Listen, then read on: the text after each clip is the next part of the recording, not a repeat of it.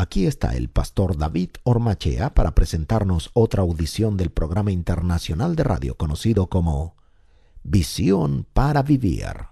Para que no le ocurra lo que pasó a la iglesia de Sardis, usted necesita un pensamiento radical basado en la palabra de Dios y estar dispuesto al cambio en áreas que nunca antes lo había hecho.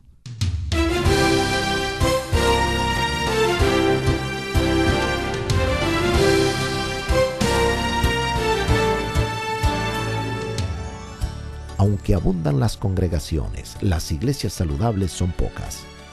Llenar las bancas con cristianos maduros y con anhelo de crecimiento sigue siendo un gran desafío. La maldad tiene un voraz apetito por toda sana congregación. El diablo constantemente roe los fundamentos de las congregaciones para apartar a las familias y a menudo lo hace. A veces los vidrios, catedrales o los campanarios son los únicos recuerdos de que Dios alguna vez obró entre ellos, aunque lo que queda es un simple eco en aquel santuario. Ese es el escenario que observaremos en la audición de hoy de Visión para Vivir al escuchar el mensaje titulado Una iglesia en su lecho de muerte. Hoy enfocaremos en Apocalipsis capítulo 3 y leeremos algunos versículos hasta el versículo 6. Dice así: escribe al ángel de la iglesia en Sardis, el que tiene los 7 espíritus de Dios y las 7 estrellas, dice esto: yo conozco tus obras, que tienes nombre de que vives y estás muerto. Sé vigilante y afirma las otras cosas que están por morir, porque no he hallado tus obras perfectas delante de Dios. Acuérdate pues de lo que has recibido y oído, y guárdalo y arrepiéntete. Pues si no velas, vendré sobre ti como ladrón, y no sabrás a qué hora y vendré sobre ti. Pero tienes unas pocas personas en Sardis que no han manchado sus vestiduras, y andarán conmigo en vestiduras blancas, porque son dignas. El que venciere será vestido de vestiduras blancas, y no borraré su nombre del libro de la vida, y confesaré su nombre delante de mi Padre y delante de sus ángeles. El que tiene oído, oiga lo que el Espíritu dice a las iglesias. Yo nunca he presenciado una autopsia. Tal vez algunos de ustedes lo han hecho, pero dudo que muchos hayan tenido esta experiencia. He conversado con algunos médicos y me han dicho que esta no es la clase de cosas que cualquier ciudadano común debe presenciar. Es un procedimiento que podría parecer brutal y despiadado y ciertamente es de mal gusto. Autopsia tiene también su origen griego. Significa viéndose con los ojos propios o mirándose a sí mismo. Tiene que ver con la disectación, con examinar el cuerpo muerto, con el objeto de determinar la causa de una enfermedad o la causa de la muerte. La primera fue realizada públicamente en el año 1315, en los días del Renacimiento, cuando había un renacer del interés en la anatomía. Tal vez le sorprenderá conocer que Leonardo da Vinci personalmente realizó 30 autopsias en sus estudios de anatomía. También le sorprenderá que Miguel Ángel algún tiempo después también realizó unas pocas. Pero he descubierto que la historia está equivocada.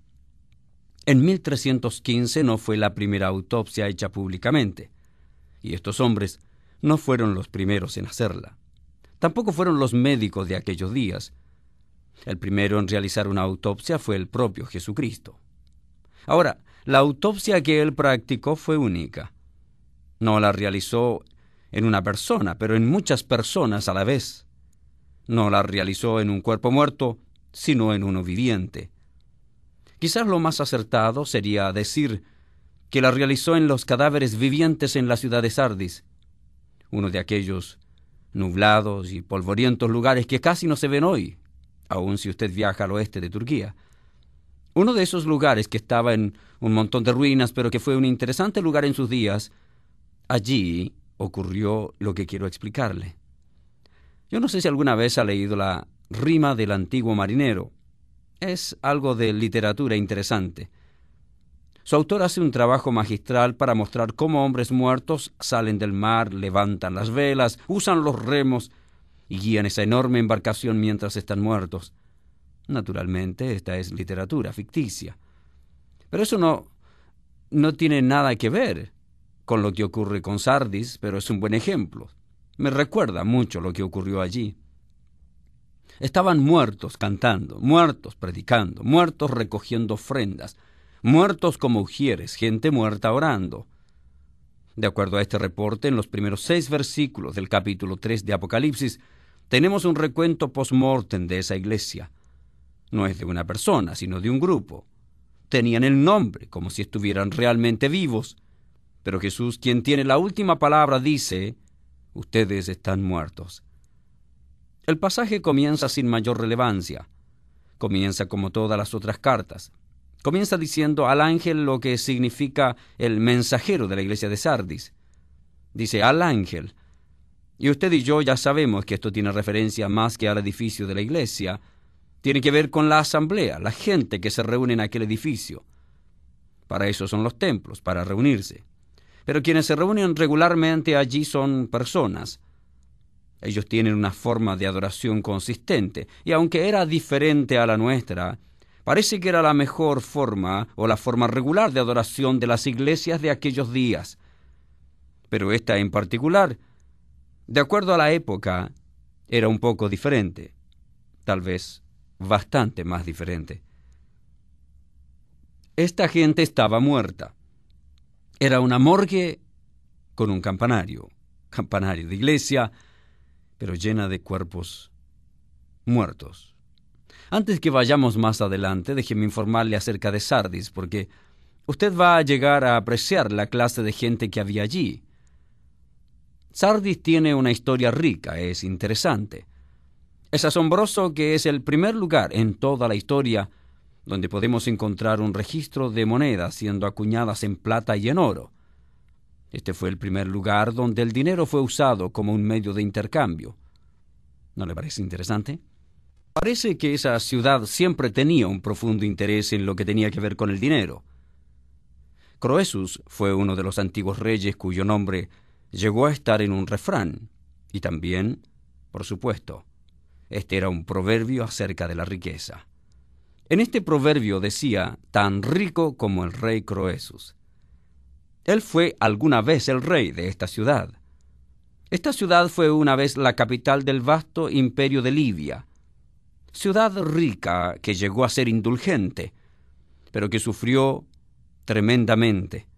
Alguien escribió diciendo que sufrió una voluptuosa decadencia. Era un lugar donde se acostumbraba el lujo. Allí se amaba la riqueza. Sin embargo, la tragedia llegó en el siglo XVII y la ciudad sufrió algo grave. Ocurrió un terremoto. Pero aunque usted no lo crea, en solo 9 años que transcurrieron, ya un geógrafo llamado Estrabo escribió en una de sus obras acerca de esta ciudad que había sido acosada por el terremoto y se atrevió a decir: esta es una gran ciudad. 9 años más tarde ya había sido reconstruida, con toda su industria, todo su interés en el dinero. Había vuelto una vez más al lugar de riqueza que acostumbraba tener esa ciudad. Así que es increíble lo que se puede hacer cuando existen recursos. Recuerde también lo que ocurrió en Tokio después de la Segunda Guerra Mundial, lo que asombra. Aquellos que caminaron por las calles de Tokio se dieron cuenta cómo aquella gente trabajadora, industriosa, la gente japonesa, trabajó por la reconstrucción de aquella ciudad que virtualmente se encontraba en cenizas y la llevó a ser una de las grandes ciudades en el mundo. Una gran ciudad construida de la nada. Sin embargo, el estilo de vida de Sardis no era nada deseable. Era gente notoria por su libertinaje. Eran libertinos, amantes del placer y la lujuria. Sardis fue una iglesia que estaba allí en esa ciudad. Allí se dirigió la palabra del Señor. Sardis fue una ciudad en decadencia. En sus últimos años fue una ciudad fronteriza junto a la frontera de Pirgia, pero ahora es solamente un refrán, un símbolo de una vida astuta, lujuriosa y afeminada. Sardis cada día se enriquecía más mientras aumentaban sus riquezas y más perdía su imagen de grandeza. Heródoto, el griego, escribe acerca de Sardis y su gente diciendo: los novatos habitantes de Libia solo pueden jugar con los instrumentos, comienzan a tocar guitarra y luego la revenden. Para ponerlo en palabras de nuestros días, diríamos que Sardis llegó a ser una ciudad de músicos amateurs, de bandas, de tenderos. Aún los paganos podrían haber sabido por qué Jesucristo les dijo esas palabras. Tienen el nombre de estar vivos, pero están muertos. Supongo que tanto la ciudad como la iglesia de la ciudad parecía un lugar donde se podría realmente observar y sentir dolor. Algo que llamaba la atención era que se veía cuán vacía era la vida en ese lugar. Y lo que me interesa en el versículo 1 de Apocalipsis 3 es que Dios está hablando a través de su Hijo, a través de la pluma de Juan, y dice: yo conozco tus obras, que tienen nombre de que vives. Cuando la gente hablaba acerca de Sardis, decían: oh, sí, esa es una iglesia viva. Pero el Señor, que conoce todas las cosas, dice: ustedes parecen vivos, pero están muertos. Viene la pregunta a nuestra mente: ¿por qué entonces una iglesia muere? Si usted alguna vez ha estado en una iglesia muerta, nunca va a olvidar, especialmente si usted viene de una iglesia viva. Nunca va a olvidar lo que ve. La gente de Sardis cantaba, pero no tenía vida. Oraba, pero no había significado en su oración. Se reunían, predicaban, hacía todo lo que hace una iglesia, pero todo estaba viciado, nulo. ¿Por qué? Porque hay una iglesia que moría. ¿Y por qué una iglesia muere? Bueno, pienso que tal vez habrá unas 40 o 50 razones, pero quiero limitar mis pensamientos a solo 5 de ellas cuando pienso por lo menos en la iglesia de hoy. Como que tiendo a encerrarme y a sentir algo extraño cuando pienso en alguien que está muriendo. La palabra muerte simplemente no debería encajar acerca de la palabra iglesia, de ninguna manera. La iglesia con la palabra muerte no deberían tener ninguna relación. Entonces, al pensar por qué una iglesia muere, debemos decir en primer lugar que un signo de la muerte es cuando una iglesia sigue adorando el pasado.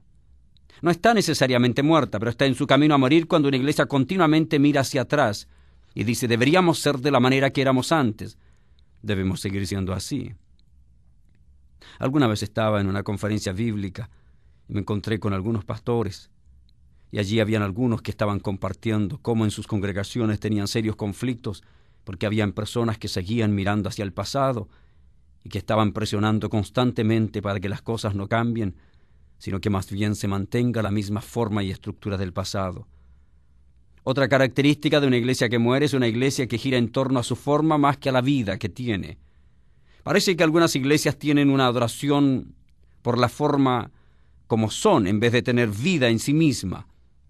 A fin de ser relevante y actual en los días en que vivimos, debemos continuamente poner atención a la vida de la iglesia, su estructura, su metodología, su forma. Tenemos que preocuparnos de muchas cosas. Si usted tiene un negocio, también tiene que hacer esto. Si usted está encargado, debe hacer lo mismo. Si trabaja para el gobierno, para la oficina de la ciudad, una empresa privada, tiene que examinar cómo está funcionando. Asimismo, una iglesia. Si no se examina, no nos damos cuenta que va perdiendo su fuerza, y pierde su fuerza cuando vive solamente del pasado. La tercera razón por la cual una iglesia puede morir podría ser el amor a la tradición más que el amor a Jesucristo. Y yo debo agregar esto: amor por Cristo y amor por la juventud, junto con el amor por el Señor. Tienen que estar juntos. Debe haber un amor por la juventud, porque la juventud son aquellos que ocuparán puestos en el futuro. Y es muy importante para una iglesia que planifica sobrevivir, seguir viviendo, pensando seriamente en su estructura, animando a aquellos que están desanimados, apoyando a sus jóvenes, enseñándole a vivir en santidad. La juventud es importante. Si una congregación tiene ausencia de gente joven, va camino a la muerte. La iglesia necesita darse cuenta inmediatamente que la ausencia de gente joven es porque no estamos dando un mensaje correcto. Tenemos que aprender a hacerlo. Tenemos que tener lugar para ellos en medio de la familia cristiana. No juzgarles tan severamente o tratar de que ellos actúen como adultos cuando todavía no lo son. En cuarto lugar, y seguramente está esperando que yo diga esto si me conoce, pero en cuarto lugar quiero mencionar que lo que lleva a una iglesia a morir es la inflexibilidad. La resistencia al cambio asesina a una iglesia. Si usted quiere matarla, manténgala como ha sido siempre. Sea rígido totalmente. Todas las cosas excesivamente rígidas se rompen. Si quiere usted que su iglesia se destruya, mantenga la rigidez. La inflexibilidad nos puede arruinar. Este es un mundo vivo que nos interroga con preguntas vivas que muchas veces son difíciles de contestar para quienes viven en medio de la inseguridad. La inflexibilidad nos arruinará, nos transformará en otra Sardis, en una iglesia muerta. No me importa cuánta atención pongamos a nuestros estatutos y reglamentos, pero las Escrituras deben ser mantenidas. Este libro debe ser levantado en alto como nuestra guía. Es tremendo. Me doy cuenta que realmente hay una amplia información en ella. Nos da un camino maravilloso para vivir para la gloria de Dios. Nos da un gran aliento para poner estas cosas en práctica, y es allí donde la gracia de Dios desciende. Pienso que hay otra característica más de las iglesias que van camino a la muerte. Es una falta o una pérdida de la tarea evangelística y del fervor misionero. Eso mata a una iglesia. Podemos encerrarnos en nuestras paredes, en nuestras congregaciones, y entonces estaremos construyendo una lápida. La iglesia se convertirá en una tumba con un campanario. Hay un mundo afuera que necesita escuchar el mensaje. Si perdemos nuestro contacto con ellos, si hablamos en códigos, en un pequeño lenguaje clerical, especial, evangélico, cuando solamente nosotros lo entendemos, nos vamos aislando. Si solo nosotros recibimos, si nosotros solamente nos edificamos mutuamente y no pensamos en ayudar al mundo, perdemos la visión evangelística y nos encerramos en nuestras congregaciones. Hay iglesias que se deben comenzar, hay ministerios que se deben animar, hay organizaciones misioneras que deben ser promovidas y ser apoyadas, hay un mundo entero para ser alcanzado, y una iglesia muere cuando se olvida de estas cosas. Escuché a J. Gordon ministrando en los Estados Unidos. Él decía: cadáveres eclesiásticos reposan alrededor de nosotros. Los ataúdes en que se encuentran están revestidos con satín y decorados con flores. Como los otros ataúdes, ellos son lo suficientemente grandes para que entren sus ocupantes, pero no tienen espacio para convertidos. Esas iglesias han muerto a la respetabilidad, han sido embalsamadas en autocomplacencia. Si por la gracia de Dios nuestra iglesia, tu congregación está viva, si tu congregación todavía disfruta de la vida, estén precavidos, porque al igual que en el caso de Ananías y Zafira, podría estar ya a los pies de su iglesia los que sepultaron a una iglesia hermana, y podrían hacer lo mismo con la suya. Aquella iglesia de Sardis estaba así. Ahora, si usted y yo estuviéramos escribiendo esta carta, supongo que pararíamos con el verso número 1, y luego seguiríamos escribiendo a otra iglesia, la iglesia de Filadelfia. Pero Dios en su gracia no lo hace así. Ahora, si usted está aprendiendo cómo estudiar su Biblia, tiene aquí una ilustración perfecta de cómo delinear, de cómo sacar un bosquejo de las páginas de la Biblia. Ponga atención de lo que haremos en los pocos versículos. Tome un lápiz, alístese para tomar unas observaciones. Le ayudarán en su estudio personal. Jesucristo entrega 5 mandatos a una iglesia que está muriendo o en el proceso de morir. Mire cuidadosamente mientras estudiamos los versículos 2 y 3 y examine estos mandamientos.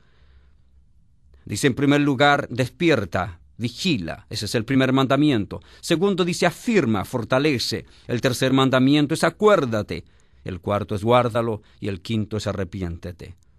Interesante que los primeros 4 indican una acción continua.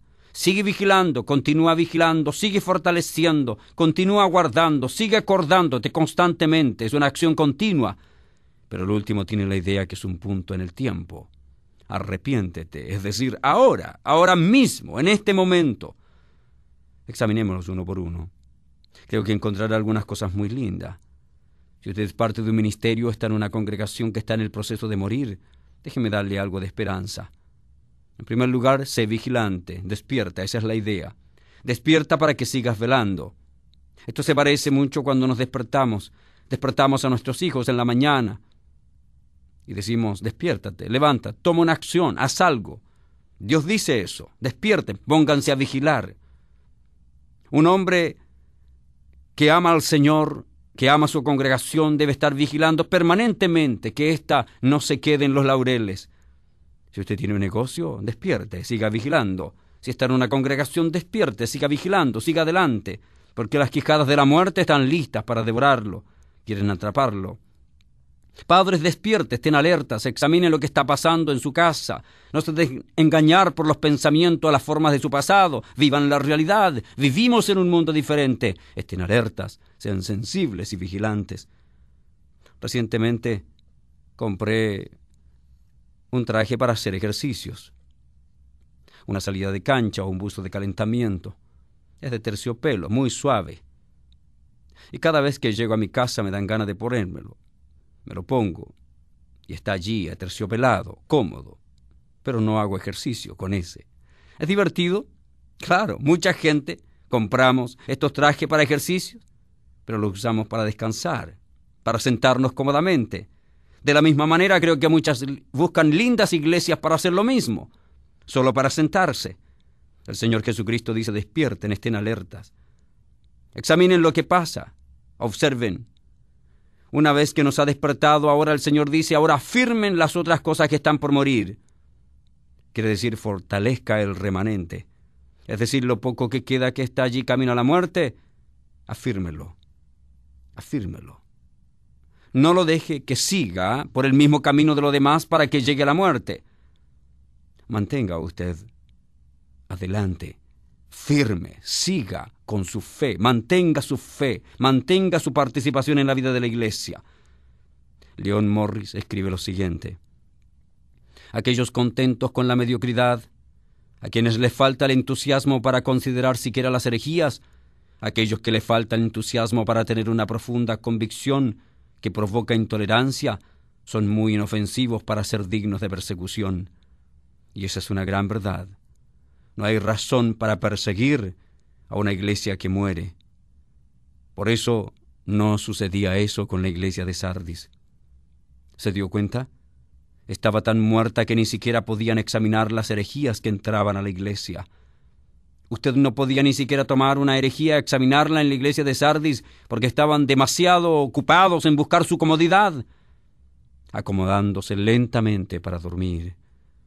Y el Señor les dice: despierten, afirmen, fortalezcan el remanente, los pocos que quedaban, afírmense en su propia vida, lo poco que le queda, afírmenlo, sigan adelante, reanímense todos aquellos que todavía llevan mi nombre, pero que están muriendo.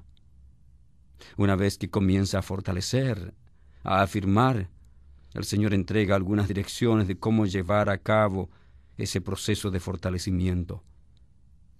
Mira el versículo 3. Allí dice: recuerda. ¿Recuerda qué? Dice: acuérdate pues de lo que has recibido. Y si usted sigue mirando el versículo 3, le agrega algo más: recuerda lo que has oído. Este es un lindo momento para hacer una transición ya al final de mis palabras en este programa y decirle: querido, yo no sé cuál es la situación de su propia vida ni la de su congregación, pero tengo que decirle que dé una mirada a lo que ocurre, observe con sabiduría y luego, si hay algo que está muriendo, tenga mucho cuidado, y si hay algo que queda, fortalézcase, restaure y siga adelante, no se quede en el camino.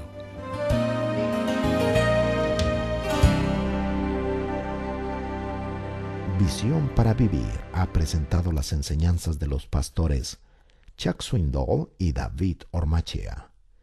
Ellos combinan sus talentos y se dedican con gran amor al estudio de la palabra de Dios y a la exposición bíblica. Debido a que es una combinación de un pastor anglosajón nacido en los Estados Unidos y un pastor latinoamericano nacido en Chile, ambos comprometidos con la evangelización mundial, este programa tiene un alcance internacional y trasciende culturas. Por su compromiso con la excelencia, ambos pastores estudian profundamente la palabra de Dios, presentan un mensaje relevante y con profundo contenido bíblico. Las ilustraciones de la vida de ambos pastores se mezclan para producir una enseñanza muy rica y el amor y el respeto. El respeto y aprecio mutuo que tienen por sus ministerios les permite transmitir el amor a través de estos programas. Esperamos que usted esté sacando el máximo de provecho de estas enseñanzas. Muchos radioescuchas tienen distintas formas de utilizar estos estudios. Algunos de ellos escuchan el programa por la internet y así pueden estudiarlo con tranquilidad tomando las notas respectivas. Visítenos en www.visionparavivir.org. La serie que actualmente estamos presentando se titula Cartas a las Iglesias, Lecciones Perennes para el Cuerpo de Cristo está disponible. El costo es de $30 más gastos de envío. Son 20 programas de radio incluidos en 10 discos compactos. Recuerde que las enseñanzas de los pastores Chuck Swindoll y David Ormachea están disponibles por medio de libros que usted puede adquirir. Busque libros como Afirme sus valores, Una fe sencilla, Hope, un hombre de resistencia heroica, desafío a servir, Esther, una mujer de dignidad y fortaleza, Elías, un hombre de heroísmo y humildad, y Pablo, un hombre de gracia y firmeza. Para ofrendar con su Visa o Mastercard, y si lo solicita, le enviaremos el nuevo libro del pastor Chuck Swindoll titulado Cuando se atraviesa tiempos difíciles. Llame gratuitamente al 1-800-89-VIVIR. Es 1-800-898-4847. Y ahora con ustedes el pastor David Ormachea. Señor, te agradecemos por la salvación que tú nos entregaste y el inmenso amor que demuestras cada día por nosotros. Gracias por tantas congregaciones que están experimentando un gran avivamiento y los miembros están involucrados en misiones, en el evangelismo, y sus vidas son un buen reflejo de tu palabra. Utilízales para tu gloria y que muchos otros aprendan a vivir con igual responsabilidad. Quiero interceder también por quienes están alejados de ti y su corazón está siendo consumido por el dolor de vivir fuera de tu voluntad. Te ruego que ayudes a pastores que sirven en congregaciones que están muriendo lentamente, no solo por la poca asistencia de personas, sino por la poca pasión por el Evangelio, el poco amor por tu palabra y la falta de santidad. Señor, que hoy el mensaje haya penetrado profundamente a la mente de quienes poco a poco han ido perdiendo amor por ti. Restáurale, Señor, y utiliza cualquier medio a tu alcance para que vuelvan a sentir pasión por ti. En el nombre de Jesucristo nuestro Señor oramos. Amén.